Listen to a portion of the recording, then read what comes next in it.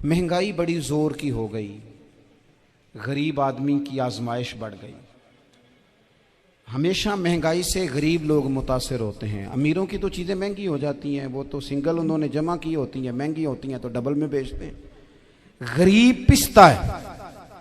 लेकिन दुख की बात यह है कि हम एक दूसरे का साथ नहीं देते। मकरूज ज़हनी अजियत का शिकार है। 3 दिन है ना ईद के, तो एक जोड़े से भी गुजारे जा सकते हैं। हमने इस ईद पे कोशिश करनी है कि हमारी गली में, हमारे मोहल्ले में, हमारे दाएं बाएं थोड़ा सफ़र करें, बच्चों को देखें, सरकारी स्कूल से निकलते बच्चों को देखें, मसाजिद मदारस से निकलते बच्चों को देखें। हम ना एक एक दो दो का साथ दें। ये जितनी सियासी जमातें काम कर रही हैं, जिनकी हुकूमत थी, जिनकी है, पता नहीं कल किसकी आएगी। मैं तो ज़ाती तौर पर इनसे पूरा मायूस हूँ। मुझे तो नहीं लगता कि जितने लोग आज तक हुकूमत कर चुके हैं, बार बार आते हैं या पिछली हुकूमत गई है, इनके पास कोई प्लान ही नहीं है। ये तो बेचारे एक दूसरे की टांगें खींचने के अलावा ना कुछ कर सके हैं, ना उम्मीद है कुछ करेंगे। लेकिन गरीब की तकलीफ़ बढ़ गई है। मेरे पास 20 लोग आते हैं, आते तो वो दुआ का कहने हैं, आते तो सिर्फ ये बताने हैं कि इस मुश्किल में हूँ, दुआ करना। लेकिन दोस्तों, लोगों की बातें सुन के बड़ी तकलीफ़ होती है। हम क्या किसी की मदद कर सकते हैं? हमारे लिए तो मदारस चलाने मुश्किल हैं, लेकिन लोग अजियत का शिकार हैं। ज़हनी कर्ब के नीचे लोग आ गए। इतनी बड़ी अजियतें खड़ी कर दी गई हैं। थोड़ा थोड़ा देखो, 2 का खाना 3 भी तो खा ही सकते हैं ना, 3 का खाना 4 भी तो खा ही सकते हैं ना। मेरे महबूब ने हमें ये नहीं कहा था ज़्यादा गोश्त पकाना, बल्कि रसूल पाक ने तो रंग ही बड़ा सादा दिया है। करीम ने फरमाया, आयशा शोरबा ज़रा ज़्यादा कर लो, पड़ोसियों को भी सालन दे देंगे। थोड़ा शोरबा ज़्यादा कर लो, इसी को बढ़ा लो। थोड़ा शोरबा बढ़ा लें, थोड़ा थोड़ा एक दूसरे की मदद करें, दस्त शफकत रखें। गलियों में सुनसान लोग, अब तो लोग एक दूसरे से दुख भी नहीं कहते, वो कहते हैं देना किसी ने है कुछ नहीं, और तमाशा अलग से बन जाएगा। दोस्तों, हमने खुद एक दूसरे का हाथ बटाना है। जो लोग साहिब सरबत हैं, देखो, एक ही बाप की औलाद होती है, एक को अल्लाह बड़ा नवाज देता है, 2-3 कमज़ोर रह जाते हैं। उसको चाहिए वो दूसरों पे दस्ते शफकत रखे। एक गली में सारे लोग एक ही कबीले के, एक ही इलाके के, एक आगे निकल गया है, उसे चाहिए वो दूसरों का ख्याल करे। ये ज़रूरी नहीं कि सामने वाला आपका शुक्रिया भी अदा करे। हज़रत आयशा सिद्दीक़ा रज़ी अल्लाह ताला अन्हा, अम्मा जी एक कनीज़ रखी हुई थी, हज़रत उस्मान गनी ने दी थी कि आपकी खिदमत करेंगी। तो वो कनीज़ कहती है कि अम्मा जी तो मेरी भी रोटियां पका देती थी, वो तो मेरे लिए भी खाने का एहतमाम कर देती थी। लेकिन कोई दरवाजे पे अगर मांगने आता तो हज़रत आयशा सिद्दीक़ा मुझे कहती, इसे खैरात दे आओ। तो मैं कहती, अम्मा जी ये काम तो लोग दौड़ के करते हैं और आप ये मुझे कह रही हैं मैं कर दूं?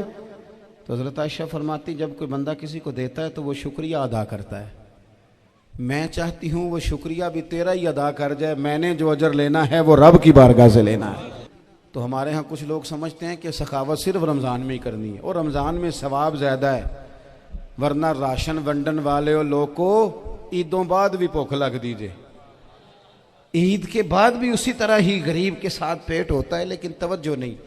इल्म का लुग़वी माना जानने के होते हैं। इल्म हासिल किया जाता है किसी चीज़ की मारिफत को हासिल करने के लिए। जब हम कोई इल्म हासिल करते हैं तो हम ये चाहते हैं कि हमें उस चीज़ के नफ़ा और नुकसान का पता चल जाए।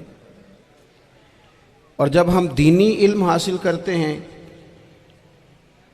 तो उसका मकसद ये होता है कि हमें रज़ाइल और खसाइल इन दोनों की खबर हो जाए। खैर क्या है, शर क्या है, उसमें तमीज़ का मलका हमें नसीब हो जाए। अच्छाई और बुराई खुलकर हमारे सामने वाज़े हो जाए, ये मकसूद होता है इल्म से। इल्म से, तालीम से मकसद ज़्यादा बातें करना नहीं होता। एक आदमी बहुत ज़्यादा बातें करता है तो शायद बड़ा आलिम है, एक शख्स बहुत ज़्यादा गुफ्तगू करता है तो उसके पास मालूमात ज़्यादा, ऐसा नहीं। बल्कि हज़रत अब्दुल्ला इब्ने मसूद रज़ी अल्लाह ताला अन्हु से जब किसी ने पूछा था कि बड़ा आलिम कौन होता है, तो आप फरमाने लगे जो रब से ज़्यादा डरे वो बड़ा आलिम है। और दलील उन्होंने ये दी कि अल्लाह करीम ने कुरान मजीद में फरमाया है कि इन्नमा यख्शल्लाह मिन इबादिहिल उलमा, अल्लाह के बंदों में से जो आलिम हैं वो रब से डरते हैं। तो दीनी तालीम, उसकी मालूमात हासिल करने की कोशिश करें, सही करें।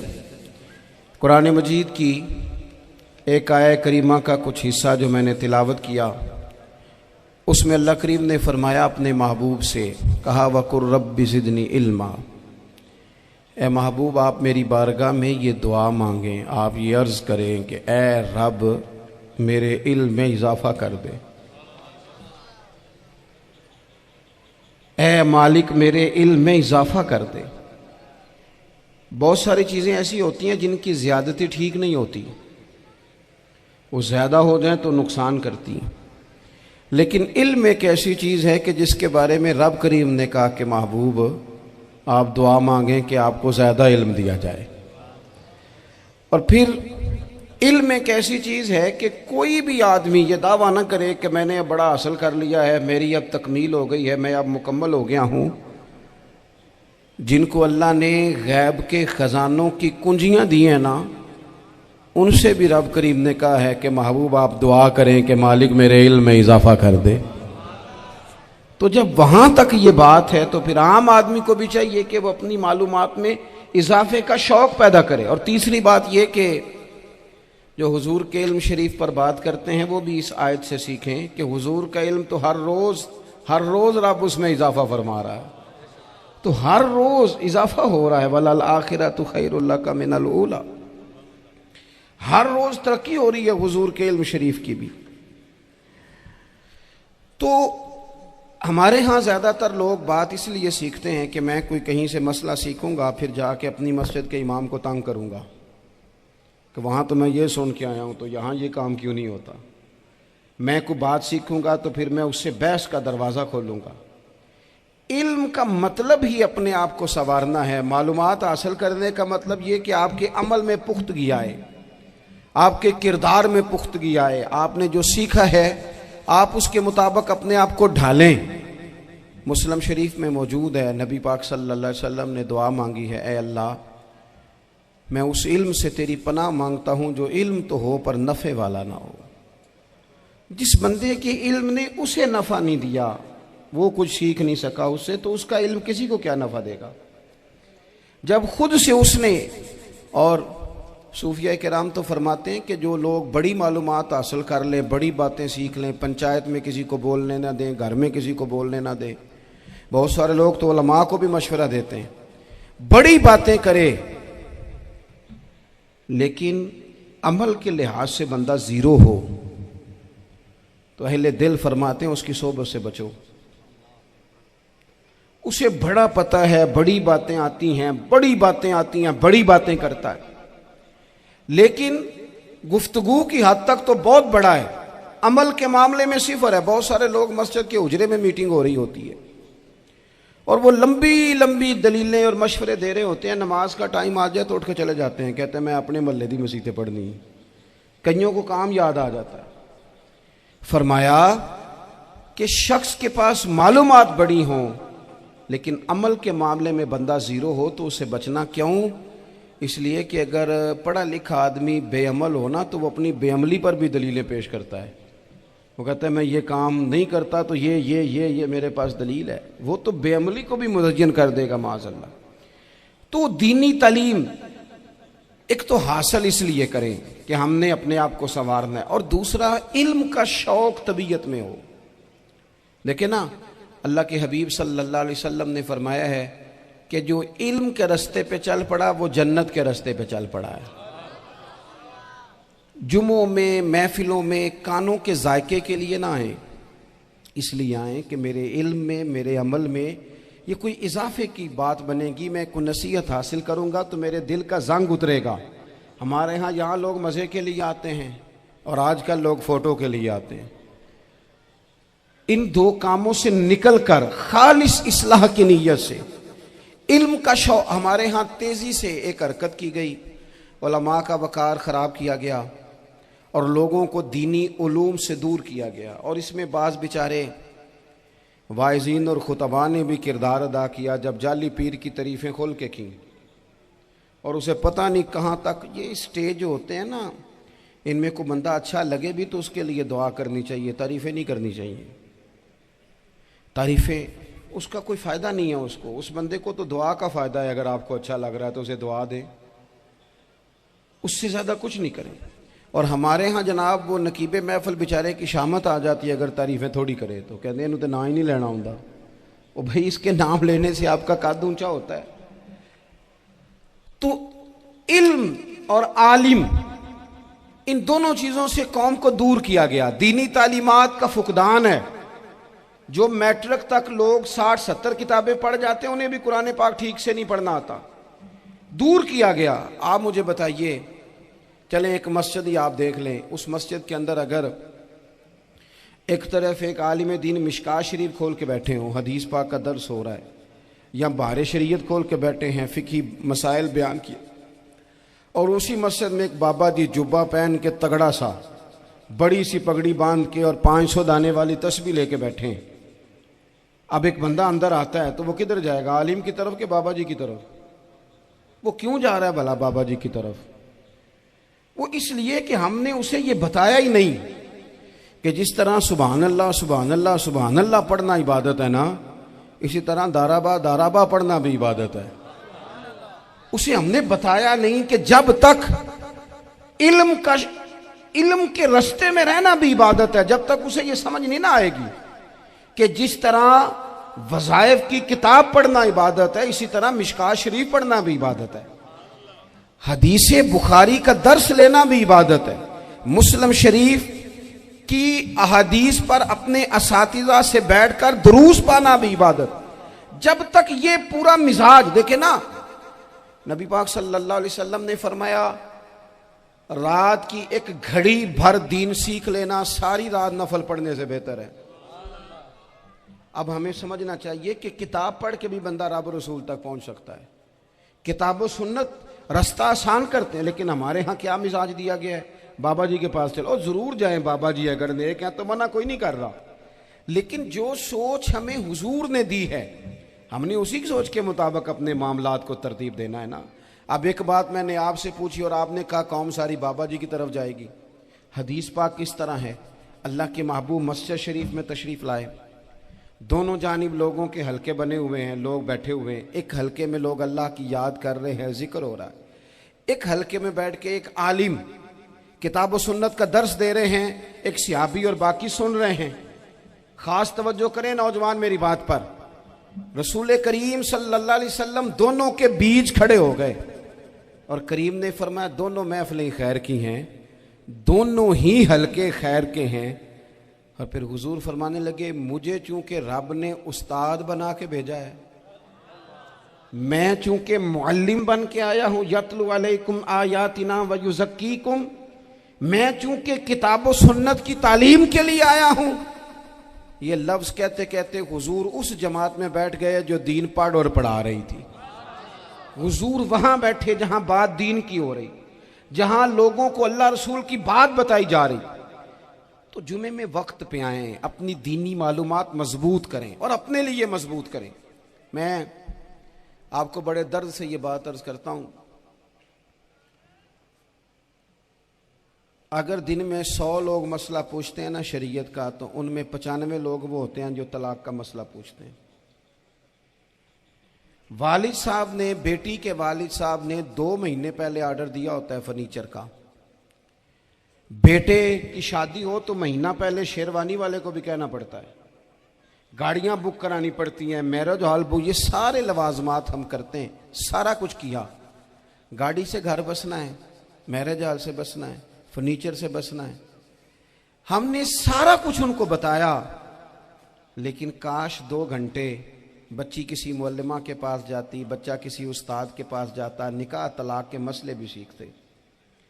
मैं दावे से कहता हूं अगर हमें पता चल जाए कि 3 तलाकें इकट्ठी नहीं देनी चाहिए, क्योंकि दे दें तो हो जाती हैं, अगर हमें समझ आ जाए कि नहीं देनी चाहिए, ये मसला बयान हो, और ये वाले मसले हम महफिलों में भी नहीं बयान कर सकते, इसलिए कि लोग कहेंगे मसला तो वो बयान करेंगे जिस पे नारे लगेंगे।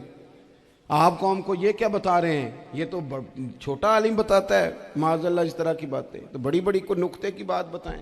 वो जिस तरह हमारे यहाँ वो 1 घंटा पहले नहीं कहते तगड़े हो जो मैं जुमला देने लगा, वो पता नहीं जुमला आ रहा है कि एटम बम आ रहा है, तैयार हो जाओ, जो मेरा जुमला ज़ाया ना करना, इधर भाग के चला गया उधर भाग के आ जाओ, अल्लाह जाने। वो जिस तरह कभी लगता है ना पटारी से अल्लाह जाने क्या निकलेगा, मैं जुमला देने लगा हूं। तो मैं कहता हूं तू आराम से बैठ के भी जुमला दे दे, तेरे जुमले से क्या निकलेगा।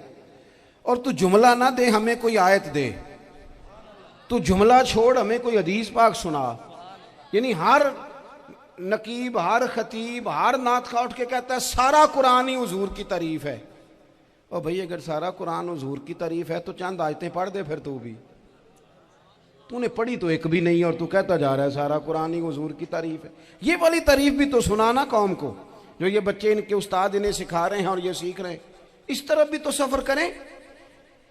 तो मेरे अजीज, अगर लोगों को मसाइल का पता चले तो सैकड़ों घर बच जाएं तबाह होने से, बड़े बड़े घर बच जाएं, लेकिन मसाइल नहीं आते। मेरे पास मसला पूछने के लिए कुछ लोग आ गए तो 4-5 साल का बच्चा भी था जिसके वालिद ने गुस्से में अपनी बीवी को 3 तलाकें दी थी। तो छोटा सा बच्चा, कपड़े भी फटे पुराने, और हालत बता रही थी कि गरीबी है। तो जब मैंने मसला बताया कि 3 तलाकें हो गई हैं तो वापस जाने लगे, तो बच्चा मुझसे कहता है, देहाती आदमी तो कहने लगा, मौलवी साहब मेरी अम्मा ते नानी कहनी असन पूछ के आई आप कि हुण असीं लहदा ही रहना है। तो उस बच्चे की नौनिहाल की वो कैफियत देखी तो मैं रो पड़ा। मैंने कहा यार ये बच्चा बेचारा माँ बाप के होते हुए ये यतीमों जैसी ज़िंदगी गुजारेगा क्योंकि बाप ने तलाक दे दी। किस तरह मसाइल नहीं बताए लोगों को, तालीम से आगाही नहीं किया। और इसमें बहुत बड़ा जुल्म है उन लोगों का भी जो जनाजे पे खड़े होके तो कह देते हैं, मेरी तरह के लोग अच्छे उलमा की बात नहीं करता, वो कह देते हैं देखो जिन लोगों को जनाजा नहीं आता, भाई आपने किस दिन इशा के बाद क्लास लगाई थी जनाजा सिखाने की, ये तो आपने कह दिया लोगों को कुरान जी ठीक नहीं आता। तो यहाँ तो बेचारी बीबियां जिनको सही पढ़ना नहीं आता वो मिशन बना लेती हैं कि मैंने इतने 100 को कुरान पाक पढ़ाना है, बेवा हो गई हूँ, तलाक याफ्ता हो गई हूँ, सारी जिंदगी कुरान पढ़ाऊंगी। हम क्यों ये मिशन नहीं बनाते, क्यों इस तरफ सफर नहीं करते। एक तो दीनी मालूमात में, दीनी उलूम में अपने आप को लगाएं और ज़ौक़ पैदा करें कि जो चीज़ें मुझे नहीं आती मैंने वो सीखनी है, जो मामलात मुझे नहीं आते मैंने उनकी तरफ सफ़र करना है। एक तो अपना ये मिजाज बनाएं। और जब आप दीनी उलूम सीखते हैं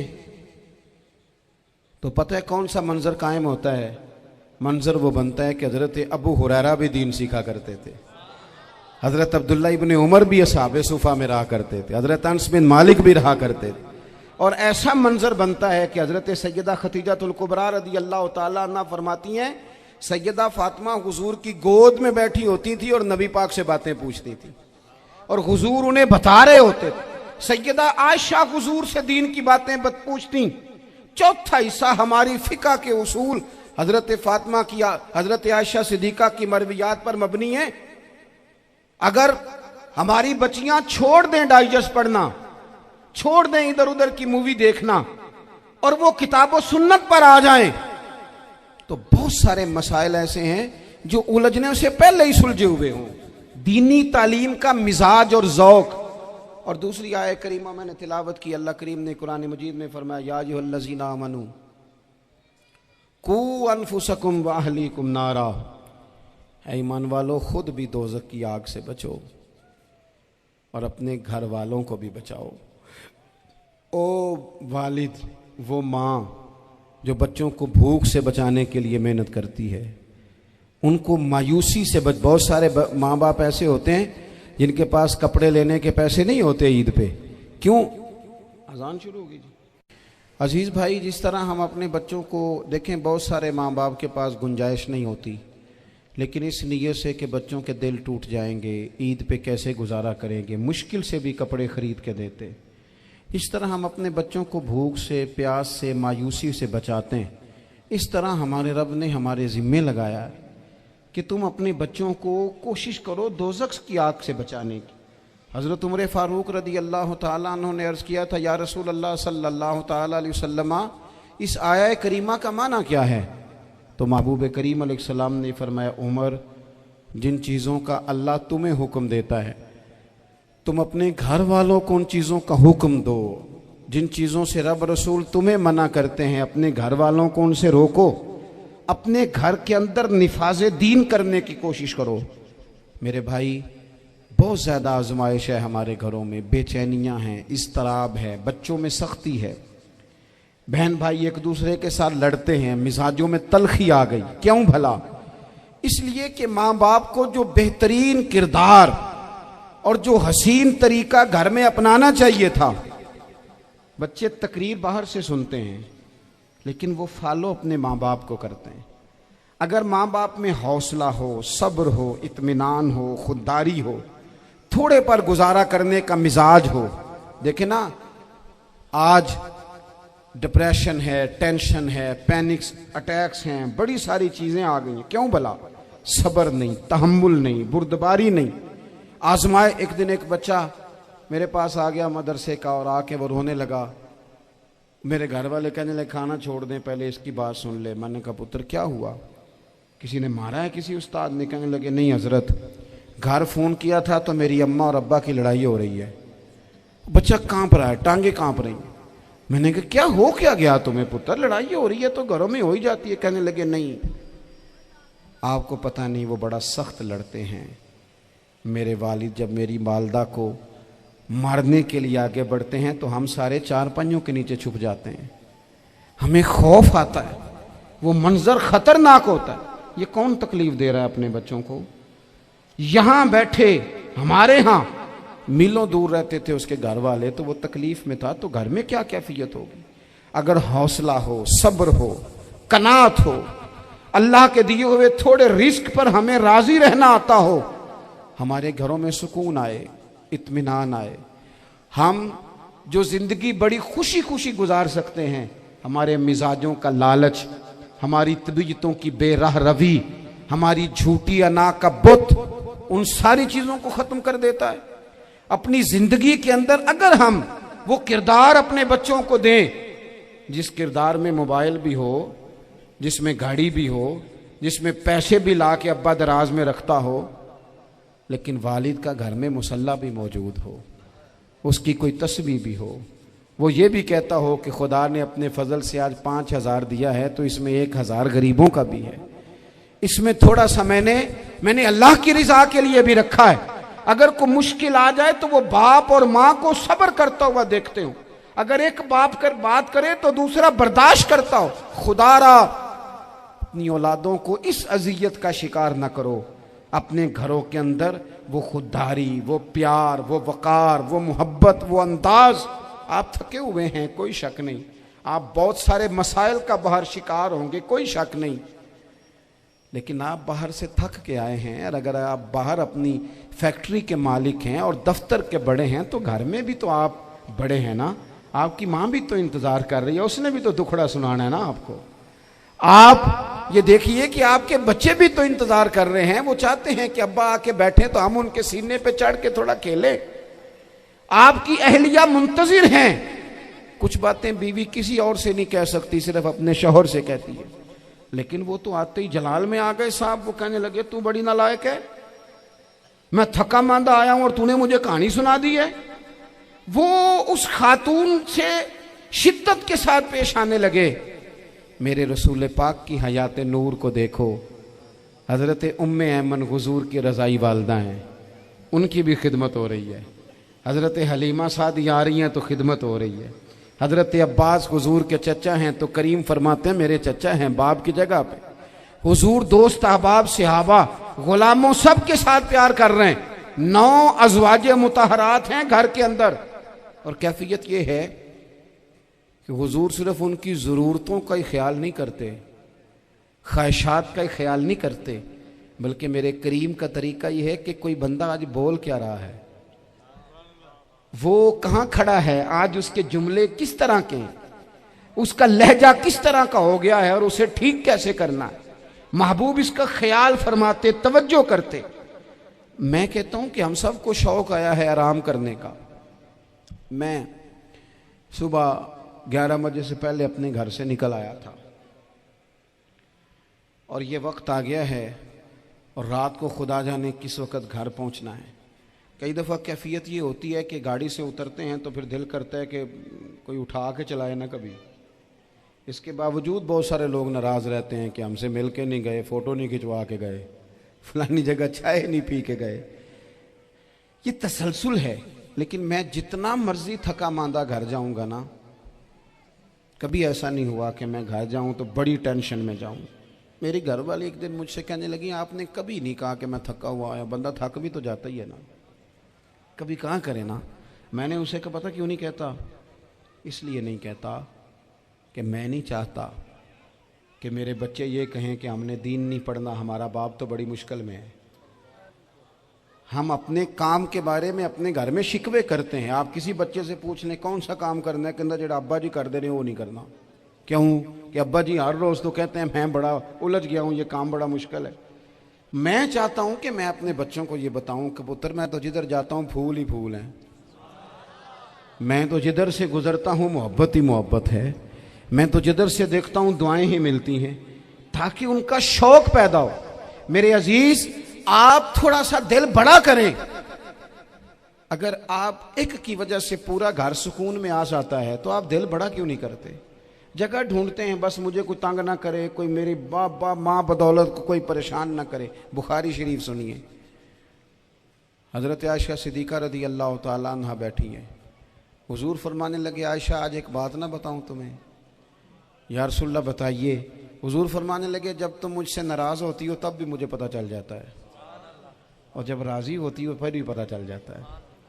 तो हज़रत सैयद आयशा सिद्दीक़ा बात सुन के बड़ी खुश हुई। या रसूलल्लाह वो कैसे? हुजूर फरमाने लगे, कभी कभी तुम कसम उठाती हो। या रसूलल्लाह हाँ। फरमाया जब होती हो ना राज़ी, खुश, तो फिर कहती हो मुझे रब्बे मोहम्मद की कसम सल्लल्लाहु अलैहि वसल्लम। फिर तुम मेरे नाम के साथ रब करीम का नाम मिला के कसम उठाती हो, रब्बे मोहम्मद की कसम। या रसूलल्लाह बिल्कुल ऐसे ही है। और फरमाया जब तुम्हारे दिल में कोई बात होती है ना, तो फिर तुम कहती हो मुझे रब्बे इब्राहीम अलैहिस्सलाम की कसम, फिर तुम रब्बे मोहम्मद नहीं कहती। ये बुखारी मुस्लिम में मौजूद है। हज़रत आयशा सिद्दीक़ा ने तो बात सुनी तो खिल गई तबीयत, कहने लगी करीम सदके जाऊं, यहाँ तक ख्याल फरमाते हो? किसके जुमले कहाँ पहुंच गए, यहाँ तक ख्याल है? फरमाया मुझे पता चल जाता है कि तुम्हारी कैफियत क्या है, कहाँ खड़ी हो।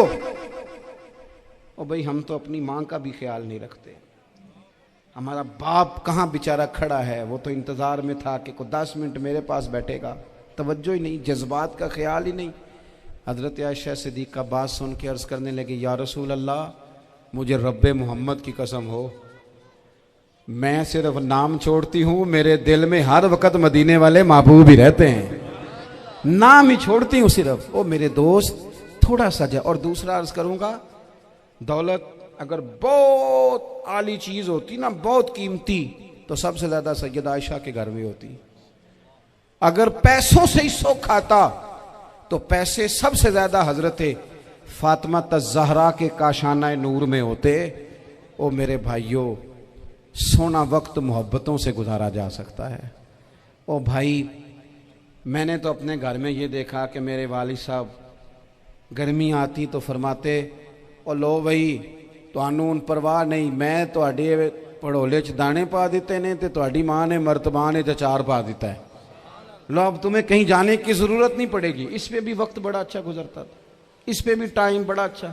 6-6 खाने खा के बच्चे नखरे कर रहे हैं। मैंने अपने वालिद साहब से एक दिन कहा, मैं क्या अब्बा जी तुहानू पसंद की है? फरमान लगे, पुत्र जे तो लगी होवे भुख फिर तो यार शाही, और अगर भूख ना हो तो फिर नखरे ही नखरे हैं, फिर क्या पसंद होना है? तबीयत नहीं। अपने घरों में, अपने दोस्तों में इत्मीनान पैदा करें, इस तरह से बाहर आएँ। और एक बात और अर्ज़ करनी है, याद रखना, तकरीर बाहर चलती है, घर में नहीं चलती। घर में अमल चलता है। घर जाके आप लेक्चर देना, नमाज पढ़ा करो, नमाज पढ़ा करो, नमाज पढ़ा करो, नमाज पढ़ा करो, तो कोई नहीं पढ़ते घर वाले। आप घर में नमाज खुद शुरू कर दें। नबी पाक सल्लल्लाहु अलैहि वसल्लम ने फरमाया, घरों को कब्रिस्तान ना बनाओ, कुछ नफली नमाजें घर में भी पढ़ा करो। अल्लाह के प्यारे रसूल सल्लल्लाहु अलैहि वसल्लम का घर मस्जिद नबी के बिल्कुल साथ है, दरवाज़ा हुजूर के घर का मस्जिद में खुलता था। लेकिन नबी करीम सल्लल्लाहु अलैहि वसल्लम क्या करते थे? हजरत आयशा सिद्दीका फरमाती हैं तहज्जुद की नमाज घर में पढ़ा करते थे। घर में हुजूर तहज्जुद की नमाज पढ़ते, अगरचे घर में दुश्वारी थी, कुछ इबादात कुछ नमाजें घर के अंदर भी इंसान पढ़े। आखिरी गुजारिश आप हजरात से करनी है, इतना बड़ा मजमा है, इतने सारे लोग तशरीफ़ लाए हैं, एक गुजारिश आप हजरात की खिदमत में रख के बस मैंने बात को समेटना है। दो बातें मैंने आपकी खिदमत में अर्ज़ की हैं, एक तो दीनी इल्म का ज़ौक़ पैदा करें और दूसरा अपने घरों में थोड़ा ठहराव लाएं। थोड़ा सा अपने ये बच्चों के दस्तार फ़जीलत का इज्तिमा था, इसलिए मैंने ये बात अर्ज़ की, अपने घरों में थोड़ा हौसला कनात लाएं। हज़रत आयशा सिद्दीक़ा रज़ी अल्लाह तआला अन्हा फरमाती हैं ऐसा नहीं था कि हमारे घर के अंदर माल नहीं आता था, अल्लाह के फजल से बड़ा कुछ आता था, लेकिन फरमाती हम इसार कर दिया करते थे। हुजूर का मिजाज इसार कर देने का है। याद रखना, शम्मा से अगर कई शम्मे जल जाएं तो इसकी रोशनी में कभी कमी नहीं आती। हजारों दिए भी जल जाएं तो ये दिए मांद नहीं पड़ते। महंगाई बड़ी जोर की हो गई, गरीब आदमी की आजमाइश बढ़ गई। हमेशा महंगाई से गरीब लोग मुतासिर होते हैं। अमीरों की तो चीज़ें महंगी हो जाती हैं, वो तो सिंगल उन्होंने जमा की होती हैं, महंगी होती हैं तो डबल में बेचते हैं। गरीब पिसता है। लेकिन दुख की बात यह है कि हम एक दूसरे का साथ नहीं देते। मकरूज ज़हनी अजियत का शिकार है। 3 दिन है ना ईद के, तो एक जोड़े से भी गुजारे जा सकते हैं, एक से भी। अक्सर लोग तो वैसे ही ईद की नमाज़ पढ़ के सो जाते हैं, और जो बेदार भी हैं वो भी कपड़े बदल करके जानवर के ज़िबा में मशगूल हैं। हमने इस ईद पे कोशिश करनी है कि हमारी गली में, हमारे मोहल्ले में, हमारे दाएं बाएं थोड़ा सफ़र करें, बच्चों को देखें, सरकारी स्कूल से निकलते बच्चों को देखें, मसाजिद मदारस से निकलते बच्चों को देखें। हम ना एक एक दो दो का साथ दें। ये जितनी सियासी जमातें काम कर रही हैं, जिनकी हुकूमत थी, जिनकी है, पता नहीं कल किसकी आएगी, मैं तो ज़ाती तौर पर इनसे पूरा मायूस हूँ। मुझे तो नहीं लगता कि जितने लोग आज तक हुकूमत कर चुके हैं, बार बार आते हैं या पिछली हुकूमत गई है, इनके पास कोई प्लान ही नहीं है।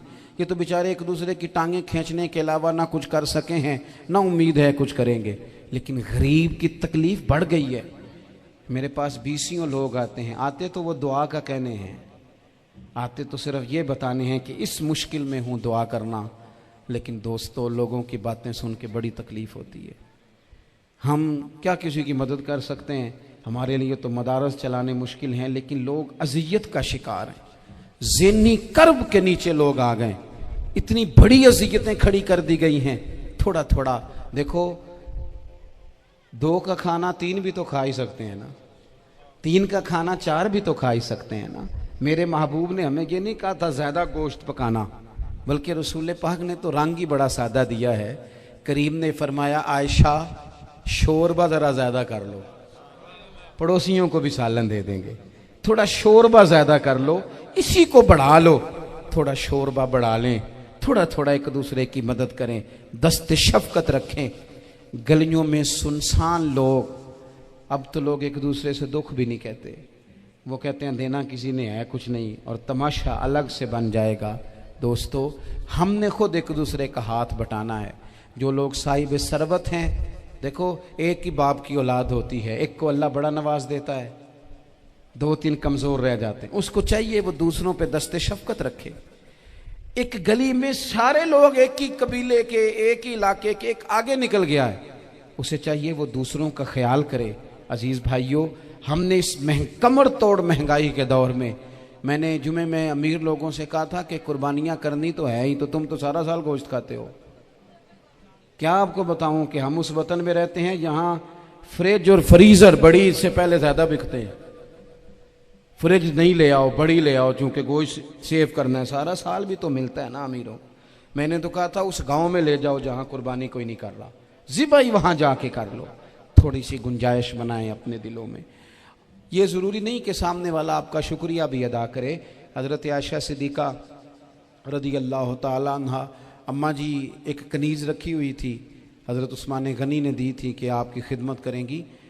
तो वो कनीज़ कहती है कि अम्मा जी तो मेरी भी रोटियां पका देती थी, वो तो मेरे लिए भी खाने का एहतमाम कर देती थी, लेकिन कोई दरवाजे पे अगर मांगने आता तो हज़रत आयशा सिद्दीक़ा मुझे कहती इसे खैरात दे आओ।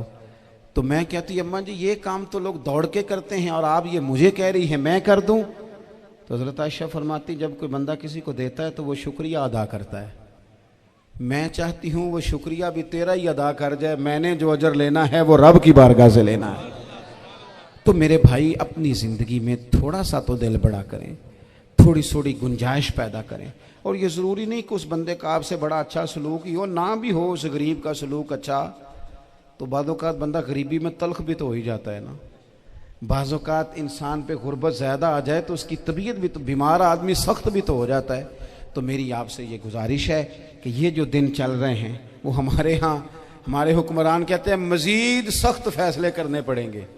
वो मैंने कहा तुम्हारे लिए तो आसान है, इसलिए कि तुम तो जिस दफ्तर में बैठ के फैसला करते हो उसकी तो बत्ती कोई नहीं जाती, तुम्हें क्या पता हो, वहाँ तो एसी भी 1 मिनट के लिए बंद नहीं होता। ये तो उससे पूछो बाप से कि जो ईद से पहले अपनी बीवी से मशवरा कर रहा है कि ईद आ गई है, अगर बेटी के घर कपड़े ना भेजे तो उसकी सास बातें करेगी।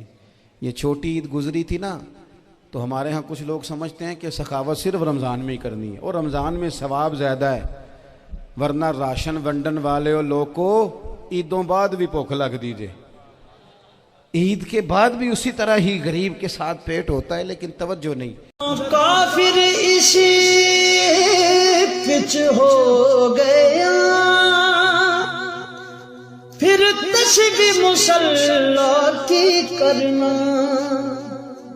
असां ज़ाहिर नू रब मन्याए,